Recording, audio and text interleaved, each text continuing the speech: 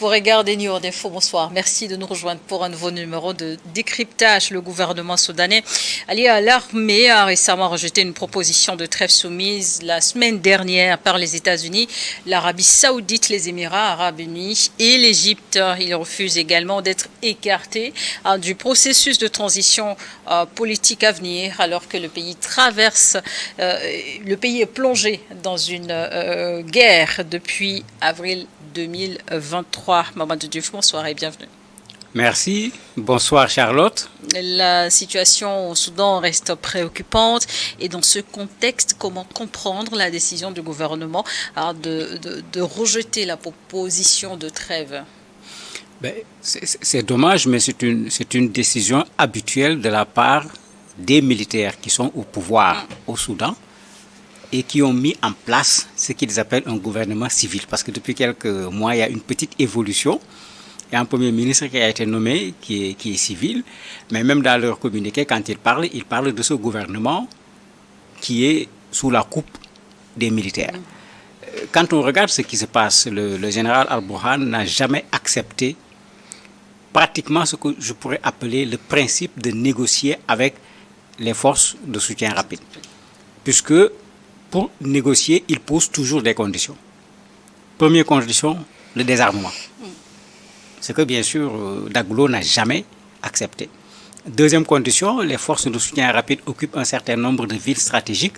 Il demande qu'ils se replient, qu'ils se retirent de ces villes stratégiques. Ce que bien sûr de l'autre côté, on n'a également jamais accepté. Et c'est ça qui a fait capoter toutes les négociations précédentes. Et c'est ça qui a fait capoter également cette négociation. Il s'y ajoute de plus en plus maintenant une question, j'allais dire, de souveraineté. Parce que les militaires disent de plus en plus, ceux qui sont au pouvoir avec le général Burhan, qu'il n'est pas question de se laisser imposer une solution qui vient de l'étranger. Alors que sur le terrain, mais les populations sont dans une souffrance qu'on ne peut pas décrire. Les Nations Unies ne sont plus dans une situation d'alerte puisqu'ils ont alerté plusieurs fois pour dire aux gens on va vers une catastrophe humanitaire. Aujourd'hui, ce n'est plus on va vers, on est carrément dans la catastrophe humanitaire. Et d'ailleurs, une des raisons de cette médiation, c'était ça, c'est de pouvoir venir en aide aux populations qui sont dans la difficulté. Et selon vous, quels sont les objectifs réels du gouvernement militaire en refusant cette trêve? Est-ce une stratégie de guerre ou un moyen de pression politique?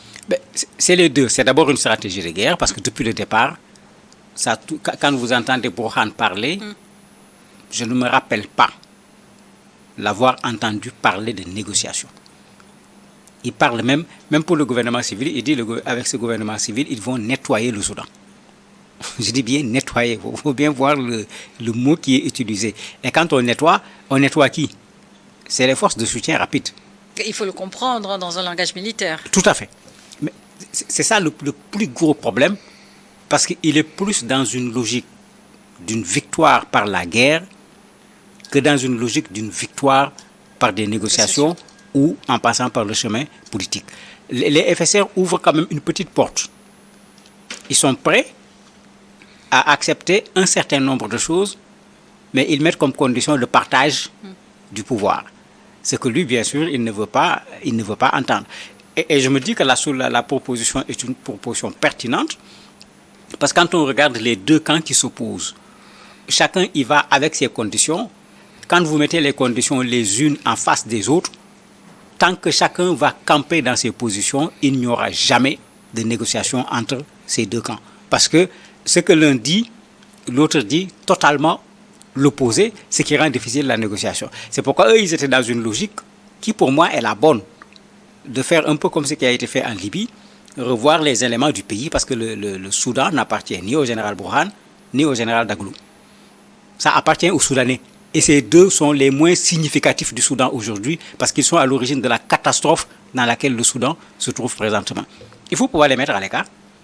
Mettre à l'écart leur soutien étranger, parce qu'il y a quand même des soutiens étrangers malheureusement dans cette affaire-là aussi, et pouvoir, avec des Soudanais, trouver une solution pour le Soudan, pour les Soudanais. Ça avait marché en Libye. Ici, ils ont essayé, mais le gouvernement a été très clair. Il n'est pas question qu'on fasse une transition où les militaires et ce gouvernement de Khartoum qui se considère comme étant le gouvernement légitime, va être écarté. Alors que la transition était en train d'aller dans ce sens. Vous ne pouvez pas vous entendre, mais ce n'est pas compliqué. On vous met de côté. Ils ne sont pas les plus compétents parmi les Soudanais. Ils ne sont pas ceux qui se sont montrés le plus utiles pour le Soudan, mais on peut les déposer de côté et trouver d'autres Soudanais qui sont capables de réunir les Soudanais et de trouver la paix dont ce pays a fortement besoin. Vous l'aviez rappelé, les militaires ne veulent pas de solutions aux étrangers alors qu'on sait qu'ils sont impliqués dans ces démarches de négociation. Les États-Unis, l'Arabie saoudite, les Émirats arabes unis, mais également l'Égypte. Dans ces conditions, est-ce que les médiateurs internationaux ont encore une marge de manœuvre après surtout ce rejet, sachant que d'autres tentatives avaient échoué? Il y a eu effectivement plusieurs tentatives qui ont échoué. On se rappelle ce qu'on a appelé les négociations de Jeddah, qui au finish n'ont rien donné, toujours avec ces conditions. À l'approche du mois de Ramadan, et puisque ce sont tous les deux des musulmans, le Soudan, il y a plein de musulmans, les gens ont pensé que bon, avec le mois de Ramadan, leur sentiment des musulmans leur amènera à faire au moins une trêve humanitaire pendant la période du mois de Ramadan. Ça n'a rien donné. Il y a eu une médiation de l'IGAD, avec en particulier le Kenya, l'Éthiopie et Djibouti.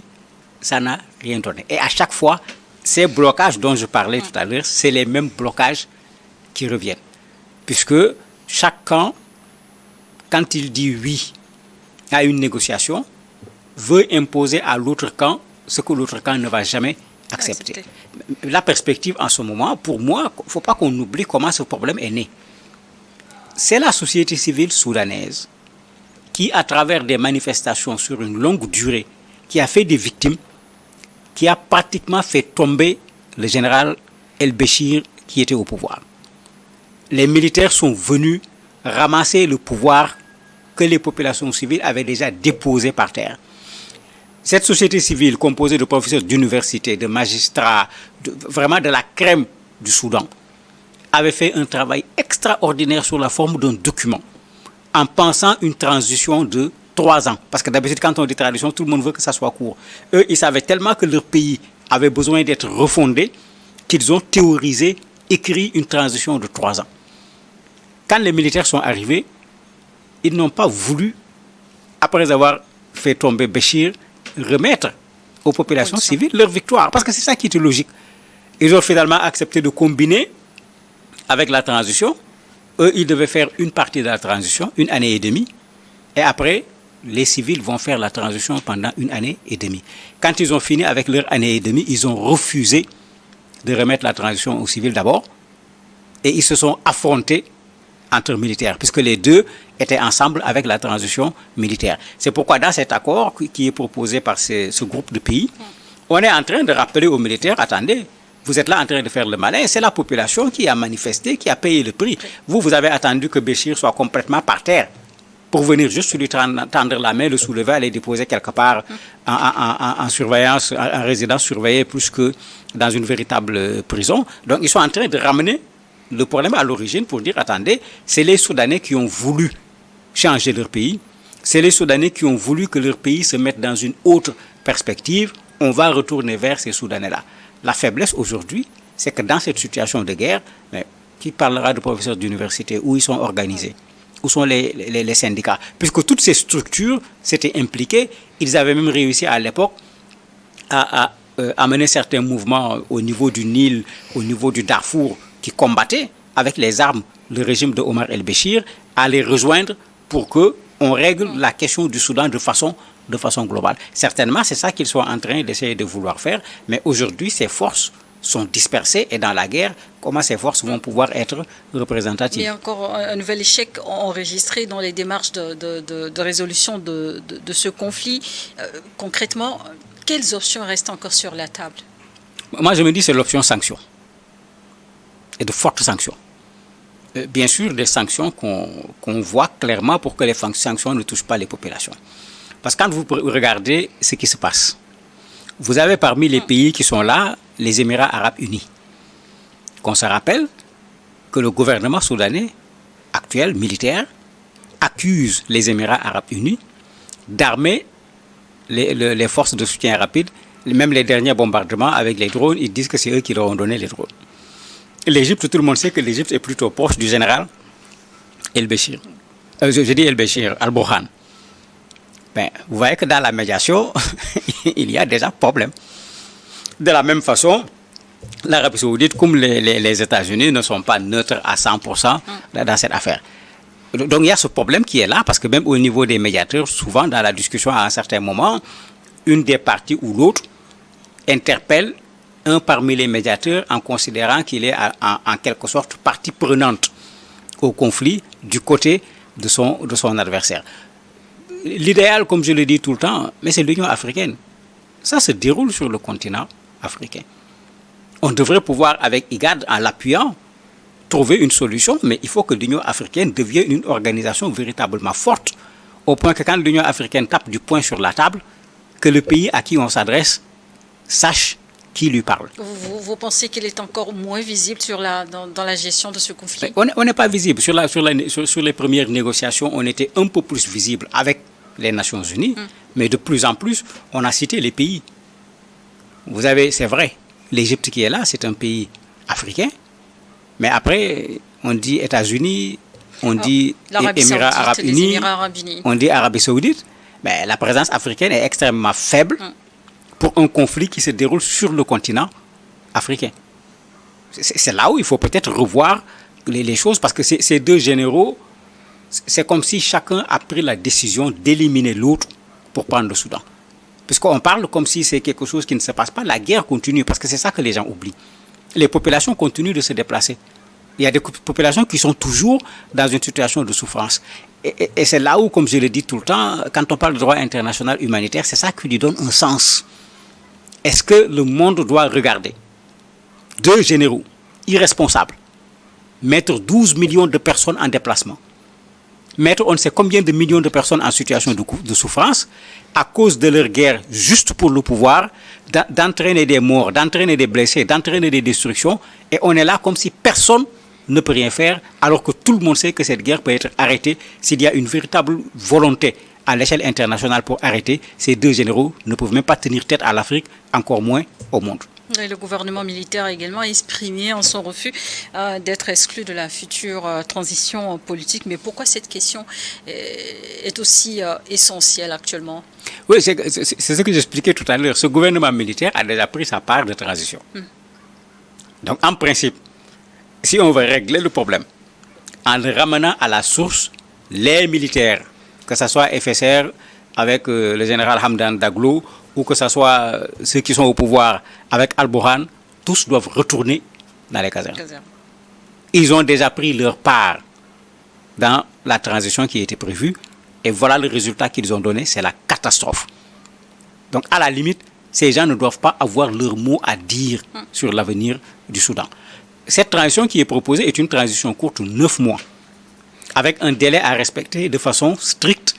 Et la proposition est très claire, c'est une transition qui doit être une transition civile. Et c'est pourquoi le gouvernement se plaint. Est-ce qu'il existe aujourd'hui une feuille de route crédible pour une transition politique dans le pays? C'est ce que je dis. Il y avait déjà une feuille de route de 3 ans. Il y avait un document extraordinaire qui avait été fait par les intellectuels soudanais, les syndicalistes, la société civile, l'ordre des médecins, les architectes. Mais c'est presque tous les corps du pays qui s'étaient réunis pour faire ce travail. Et c'est sur la base de ce travail que les gens réclamaient le départ du général Omar El-Béchir pour pouvoir mettre en œuvre. Donc, il y a de la matière pour pouvoir trouver une solution. Surtout qu'ici, on n'est pas en face d'un conflit où c'est les populations. On est en face d'un conflit où c'est deux généraux qui sont là. Et aucun ne propose rien du tout aux Soudanais pour le moment en termes de projet de société. C'est la guerre tout simplement pour pouvoir éliminer l'autre. Mais les archives sont là. On peut puiser dedans de quoi en 9 mois pouvoir régler le problème, ramener les militaires au niveau des casernes. Maintenant peut-être ils se disent qu'avec tout ce qui s'est passé dans cette guerre comme atrocité, si on fait la transition sans eux, ces civils risquent après de les traduire en justice. Donc il faut être dans la transition pour pouvoir assurer ses arrières. Quand il va falloir faire les textes, qu'on fasse en sorte que les amnisties et je ne sais pas quoi soient signés, ce qui est inutile parce qu'aujourd'hui à l'échelle internationale, un certain nombre de crimes, les tortures et autres, même amnistiés dans ton propre pays, ne sont pas reconnus à l'échelle internationale. Dès que tu poses ton pied dehors, on peut t'attraper et te juger sur la base de ce qu'on appelle la compétence universelle. Et après plus d'un an de guerre, comment est-ce que la population vit cette impasse politique? Mais la population, est-ce qu'on peut parler de vivre quand on voit ce qui se passe? Vous voyez les gens qui sont obligés de retourner dans des maisons qui sont détruites, sans aucun avenir, puisque on ne peut pas parler de marché, on ne peut pas parler de banque, on ne peut pas parler de travail. En bombardant, même les hôpitaux ont été bombardés. Mais déjà, tout le monde connaît la situation d'un pays comme le Soudan. Ce n'était pas un pays qui avait atteint un niveau de développement tel que les populations pouvaient dire que leurs problèmes ont été résolus.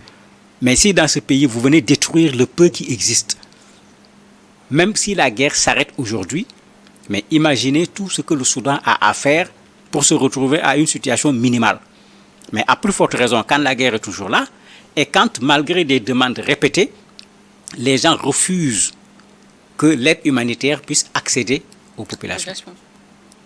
Alors qu'à l'interne, il n'y a pratiquement plus rien qui marche comme il se doit. Il y a encore une solidarité entre les populations, mais ça ne suffit pas quand les conditions sont aussi difficiles. Il faut imposer la présence de cette aide humanitaire au niveau du Soudan, parce que ces populations qui souffrent n'ont mandaté ni le général Daglo, ni le général Al-Burhan pour cette guerre qu'ils sont en train de mener pour le pouvoir. Merci Morad Diouf d'avoir accepté de répondre à nos questions. Merci à vous également de nous avoir suivis dans le décryptage du jour.